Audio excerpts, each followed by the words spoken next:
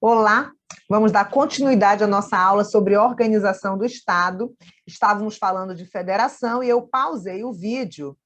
Então, a gente já pode até voltar, porque a gente já estava estudando, olha, não preciso nem introduzir o assunto, que a gente já estava falando sobre as características do Estado federado, né?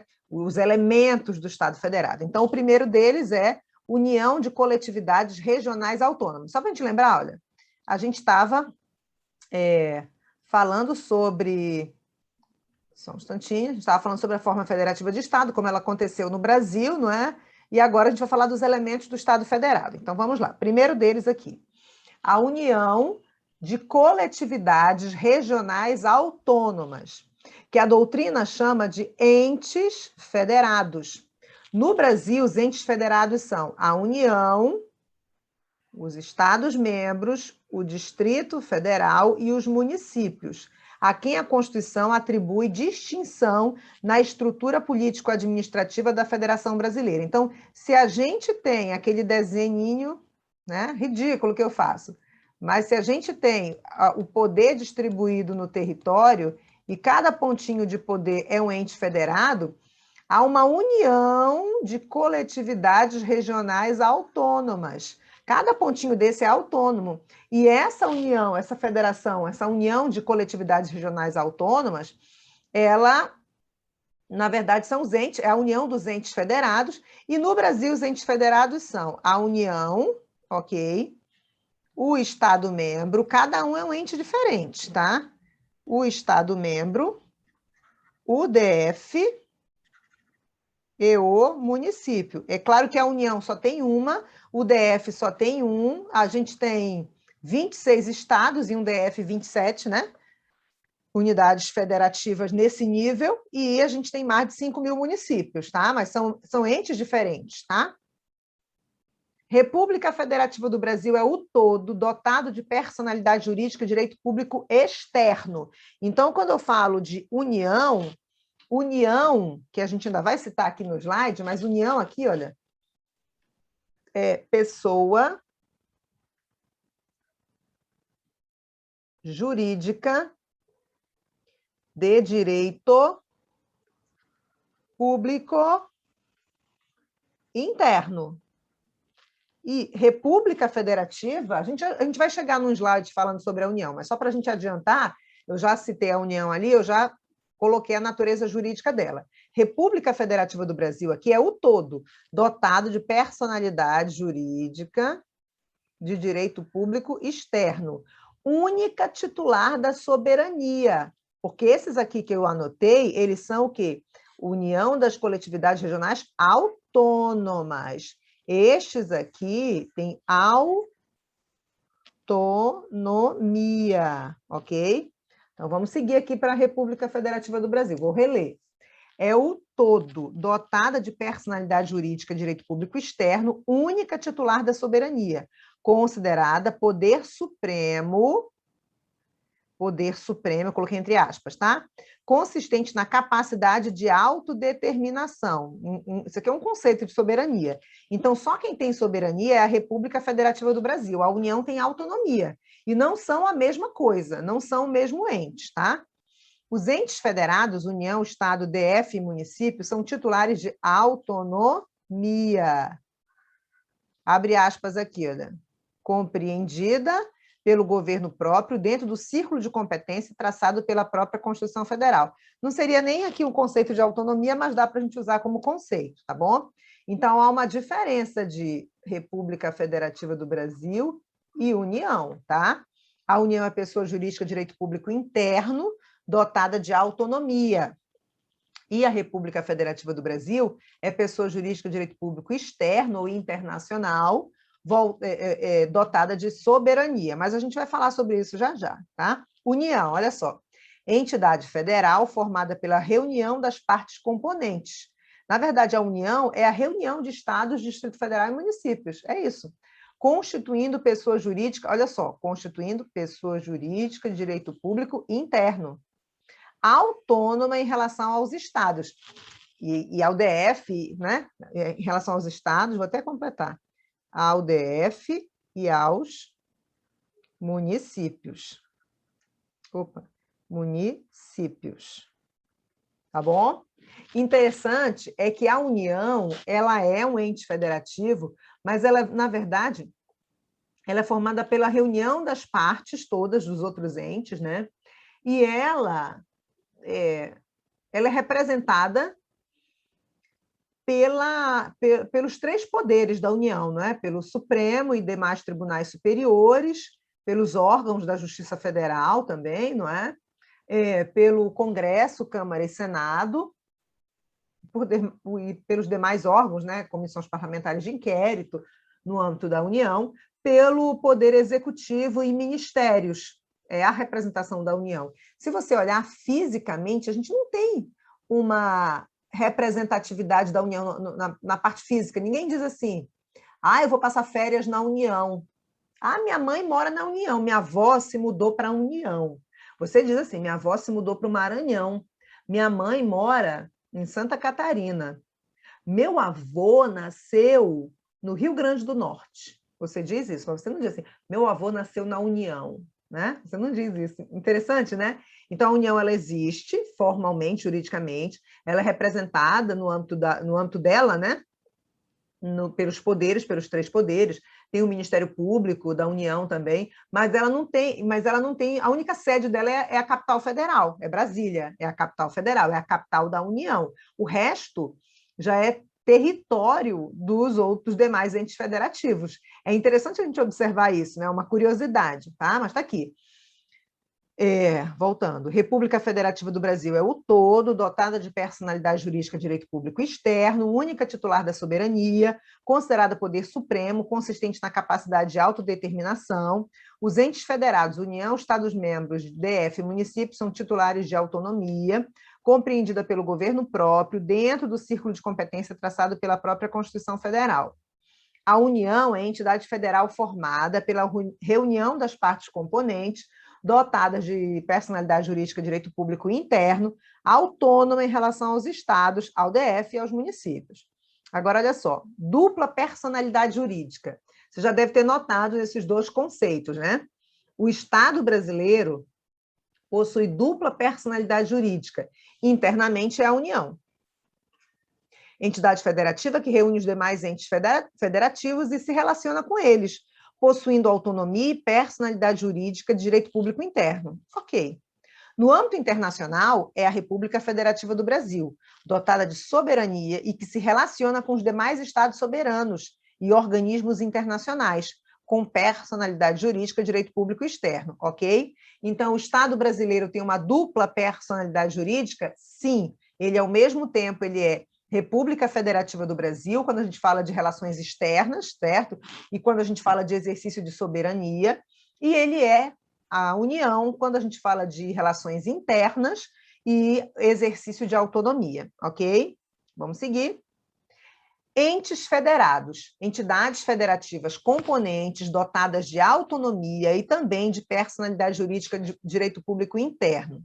A autonomia federativa assenta-se em dois elementos básicos. Primeiro deles, letra A existência de órgãos governamentais próprios que não dependem dos órgãos federais quanto à forma de seleção e investidura.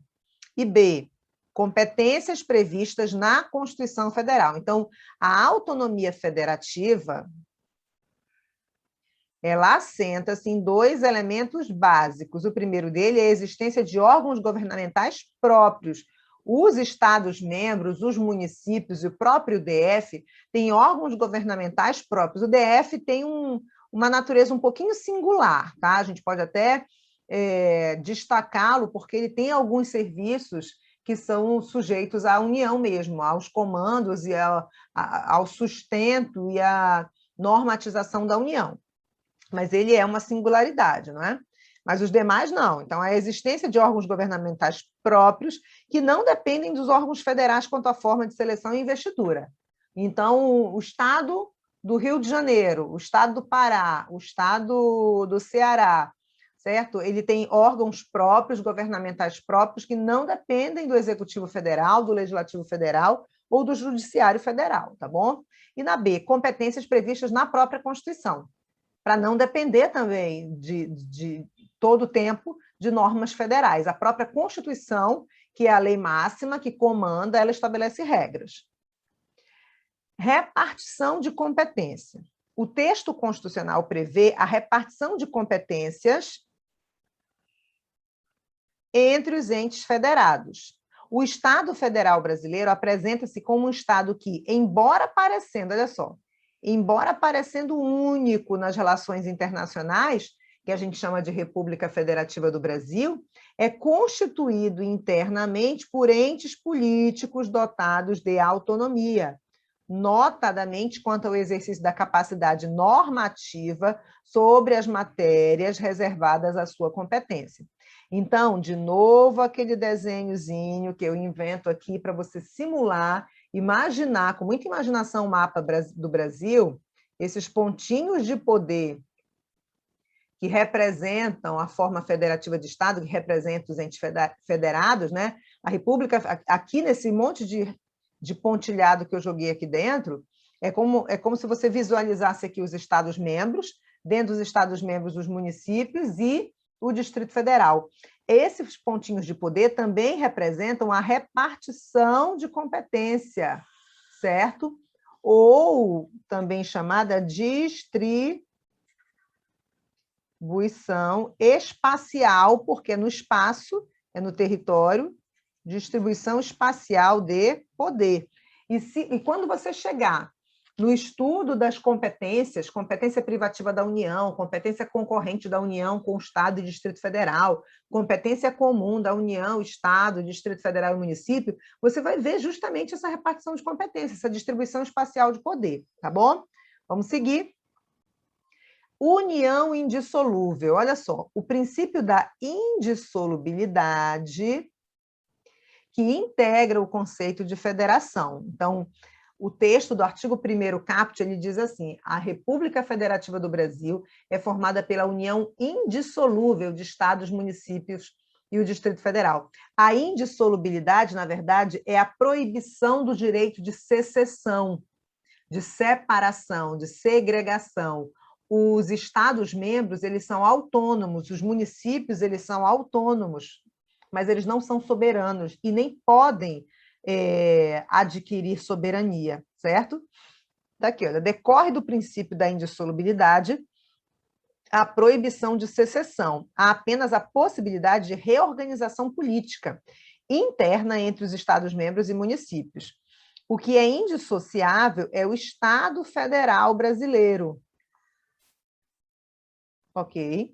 Mas os Estados-membros e os municípios podem, nos termos da Constituição de 88, desmembrar-se e incorporar-se entre si, subdividirem-se ou anexarem-se a outros, ok? Então, o que é indissolúvel é a Federação Brasileira, e não o que é indissolúvel, vou desenhar de novo aquele mapinha. O que não pode é isso aqui se tornar soberano ou se anexar, que nem tem, aqui é o mar, aqui é o Oceano Atlântico, gente, perdão. Seria para o lado daqui, tá? Não poderia, por exemplo, o território brasileiro se separar, se tornar independente ou se fixar a outro Estado soberano aqui, certo? Lembrando que se a gente está imaginando o mapa, aqui a gente tem oceano, ok? E para cá é que tem os países da América do Sul, né? Para cá, descendo um pouquinho aqui. Então, a Argentina aqui embaixo. Então, o que é indissociável é o Estado federado, mas dentro dele, o Estado do Pará pode, inclusive o Estado do Pará, em 2011, a gente teve um plebiscito perguntando se o Estado do Pará, os eleitores do Estado do Pará, se eles queriam desmembrar o Estado em 2 novos estados, mantendo o Estado do Pará, só que menor, e criando mais 2 novos estados, Carajás e Tapajós, certo? Carajás no sul do Pará e Tapajós no oeste do Pará, só para a gente ilustrar aqui, tá? Outro elemento do Estado federado é a Constituição rígida como base jurídica. A rigidez constitucional da Constituição de 88 garante a correta distribuição de competências entre os entes da federação, surgindo uma estabilidade constitucional. É por conta da gente ter rigidez constitucional que a gente também tem, não é assunto dessa aula, mas a gente tem também o controle de constitucionalidade. Ok? O controle de constitucionalidade tem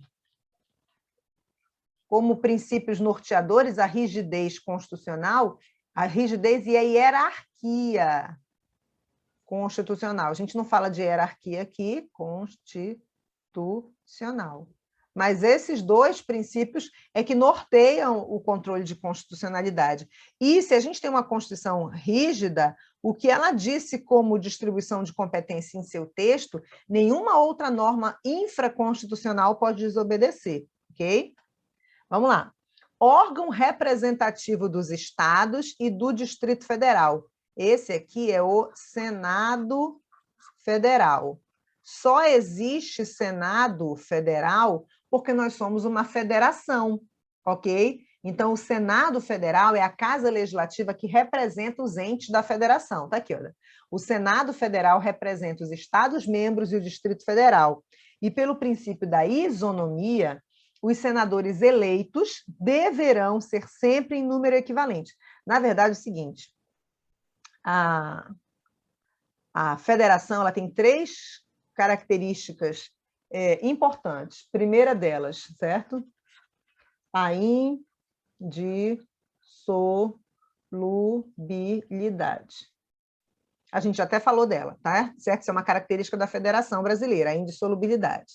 A segunda delas é a autonomia, ok? A gente já falou também. Distribuir poder, distribuir autonomia.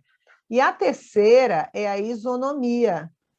Quando se fala que nós temos 26 estados e mais um Distrito Federal, que não é estado, mas é tratado como estado, a distribuição de poderes, a distribuição de competências, as limitações, elas são dadas de maneira isonômica para todos os entes no mesmo nível. Então, as competências dos municípios são iguais para todos os municípios.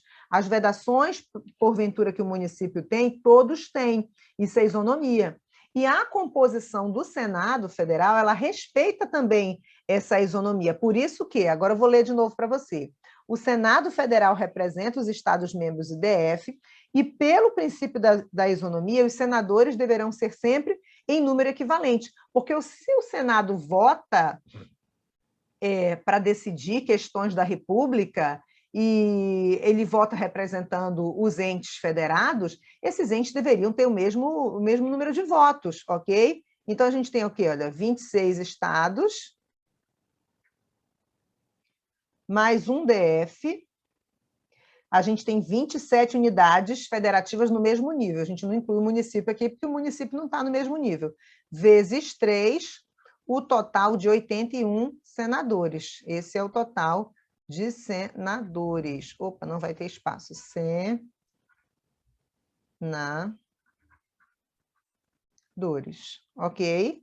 Vamos terminar de ler. Segundo o artigo 46 da Constituição, serão em número de 3, está aqui, com mandato de 8 anos, representativos dos Estados-membros e Distrito Federal. E a composição é essa: 26 mais 1, 27, 26 estados mais um DF, porque DF não é estado, mas é tratado como se fosse, ok? 27 unidades federativas vezes 3, que é o número que a Constituição determina de senadores para cada ente federativo, 81 o número total, ok? Auto-organização dos Estados-membros, que decorre da autonomia, ok? Através das constituições estaduais, ok? Poder, olha aqui, poder constituinte derivado, decorrente, ok? Através das constituições, está até anotado aqui, das constituições estaduais, fruto do poder constituinte derivado decorrente, através das constituições estaduais, fruto do poder constituinte derivado decorrente. Os municípios e o DF, por sua vez, elaboram leis orgânicas, tá? Eles têm autonomia, auto-organização, mas eles não têm constituição estadual, né? Eles têm lei orgânica, não existe constituição municipal também, tá bom? Repartição de competências, vamos lá. Aí a gente falou dos elementos do Estado Federado, agora eu vou introduzir um outro tema aqui para você, que é a repartição de competências. A Constituição Federal, em seus artigos 18 ao 36, eu falei dessa sequência no primeiro bloco dessa aula, né? Dispõe sobre a repartição de competências entre a União, Estados-membros, municípios e Distrito Federal, distribuição de titularidade dos bens públicos e também sobre a intervenção. Intervenção é exceção à regra, né? Que configura exceção ao princípio da autonomia que rege o Estado Federado. Ok. A distribuição de competência rege-se pelo princípio da predominância de interesses. Guarda isso com muita atenção. A distribuição de competência rege-se pelo princípio da predominância de interesses, no qual o interesse da União é geral, predominantemente geral, o interesse do Estado-membro é regional, ok? O interesse dos municípios é local. O Distrito Federal, por ser um ente federativo híbrido, que mistura características de Estado-membro e município, poderá apresentar interesse regional e local. Então, o Distrito Federal ele pode, ora, se comportar como Estado, ora, se comportar como município, ou se comportar como os dois ao mesmo tempo, tá bom? Isso é muito, muito típico do Distrito Federal, e só dele, tá?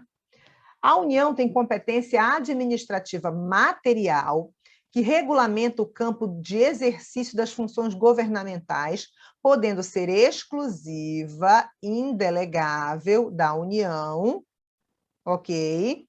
Que é o 21, que é o artigo 21, ou comum entre os entes da federação, ok? Que é o 23, e também chamada de competência cumulativa ou paralela. Então, a União tem competência exclusiva, na verdade, ela tem aqui a gente está falando da competência administrativa, tá? Por hora é a competência administrativa, depois a gente vai falar da competência legislativa. Então, a competência administrativa, também chamada de material, ela regula o campo do exercício das funções governamentais, podendo ser exclusiva, indelegável da União, que é o artigo 21, ok? Ou comum entre os entes da federação. O comum, também chamada de competência cumulativa ou paralela. Competência comum é o artigo 23, que é comum entre União, Estado, Distrito Federal e município. Quando eu coloquei aqui entre os entes da federação, são todos eles, tá? A competência administrativa ou material exclusiva da União está prevista no artigo 21 da Constituição de 88, até está anotadinho aqui. Já a competência administrativa comum está prescrita no artigo 23 da Constituição de 88. Perfeito. A União também dispõe de competência legislativa privativa, prevista no artigo 22. Então, o 21 é competência administrativa exclusiva, ou seja, indelegável. E o 22 é competência legislativa privativa, ou seja, delegável. Exclusiva é indelegável, privativa é delegável, tá? Prevista no artigo 20, a União também dispõe sobre competência legislativa privativa, prevista no artigo 22 da Constituição, podendo delegá-la, olha, ela não é delegável, podendo delegá-la aos estados e ao Distrito Federal, desde que seja por lei complementar, exigência da Constituição, tá? De maneira isonômica, exigência da Constituição, e somente matéria prevista no referido artigo, porque a União não pode delegar o que não é dela, o que não está privativo dela, ela não pode delegar. Onde é que está isso, cai nessas regrinhas? Artigo 22, parágrafo único. Ok? Vamos lá. O artigo 24 da Constituição Federal de 88 ainda define as matérias de competência legislativa concorrente. Agora o 24 fala de competência legislativa concorrente. Agora, olha só, entre a União, Estado-membro e DF. Não entra município aqui, tá? No qual a União limita-se pelo princípio da predominância de interesses a legislar sobre normas gerais, tá? No 24, a União só vai legislar sobre normas gerais. tá? A União limita-se a legislar sobre normas gerais.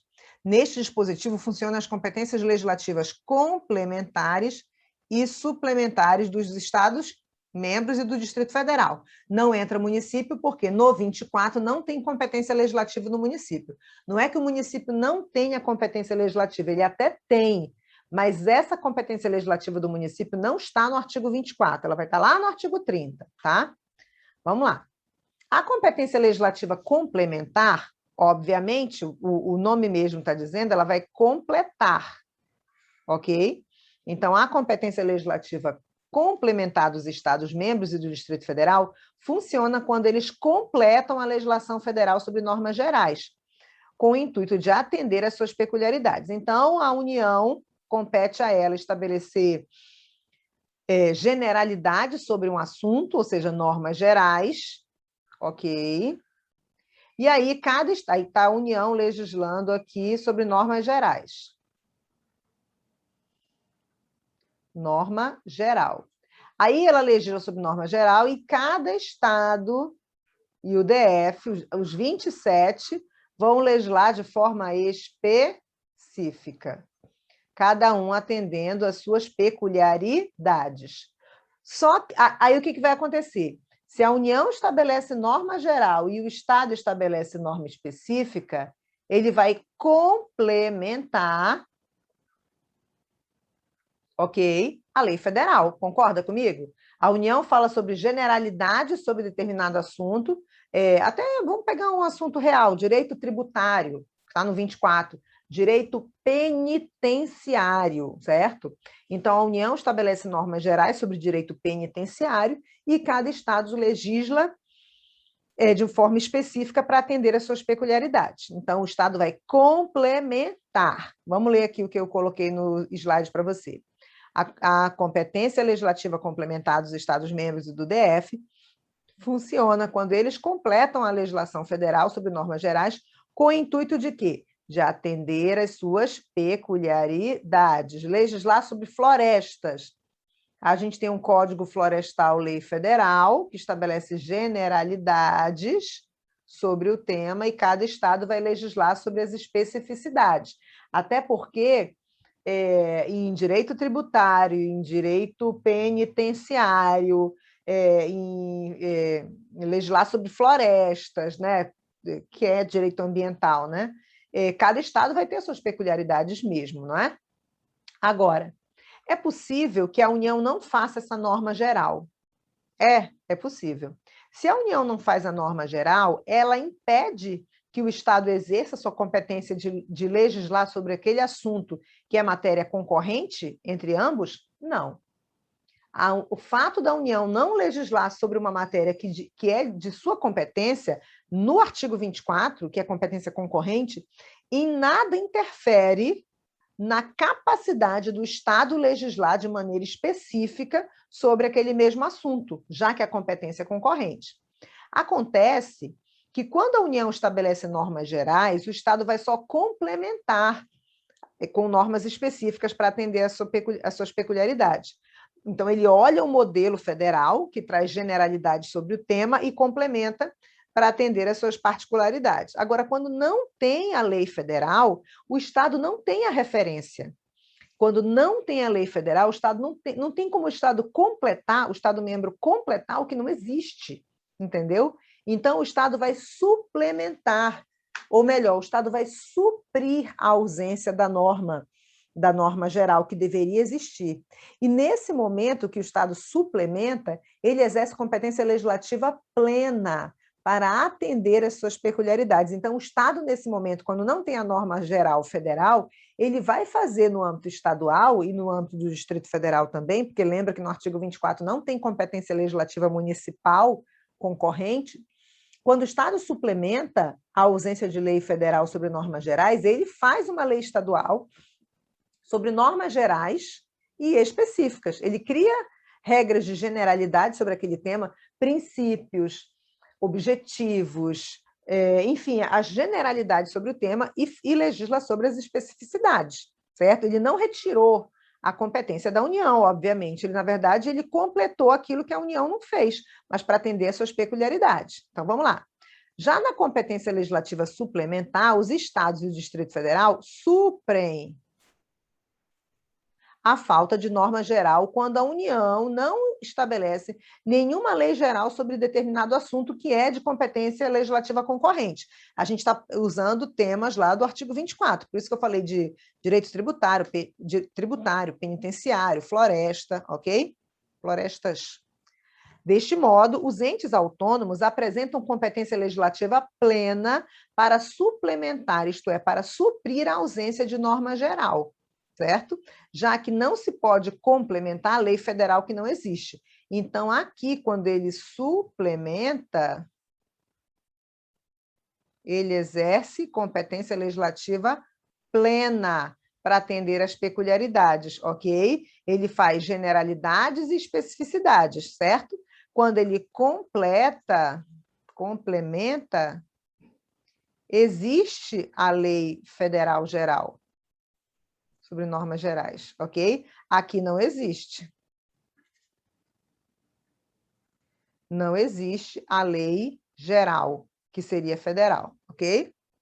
Todavia, se supervenientemente houver a publicação de lei federal dispondo sobre normas gerais acerca de determinado assunto, cuja competência originária é da União, suspende-se, presta atenção aqui, suspende-se a eficácia, da lei estadual ou distrital naquilo que lhe for contrário, ok? Quando o Estado suplementou aqui, porque não existia a lei geral federal, o Estado não retirou a competência da União. Então, a União pode, supervenientemente, atrasadamente, fazer a lei federal sobre generalidade daquele assunto. E quando essa lei federal vier, se a lei estadual disser a mesma coisa, a lei estadual que veio antes disser a mesma coisa, não tiver divergência, as duas normas coabitam no ordenamento jurídico. Mas, se houver divergência, suspende-se a eficácia da lei estadual ou distrital, vou colocar aqui a marcação melhor, que ficou bem rabiscado, no que for contrário, ok? Agora, olha só que detalhe interessante. Olha aqui. Observe-se que na competência legislativa concorrente não há necessidade de delegação. Primeira observação que a gente tem que fazer aqui para concluir, tá? Não há necessidade de delegação porque o próprio artigo 24 diz que é competência da União, do Estado e do DF legislar sobre florestas. Então, não precisa que o Estado espere a União delegar, porque não é o caso. Delegação a gente tem lá na competência privativa, que enquanto a União não delega, o Estado não pode, os Estados não podem legislar sobre aquele tema. E o outro aspecto importante, vou colocar aqui segundo, é que a lei federal superveniente não revoga a lei estadual porque respeita a autonomia do ente federativo estadual, mas sim suspende a eficácia daquela lei estadual ou distrital naquilo que lhe seja contrário. Suspensão da eficácia é diferente de revogar.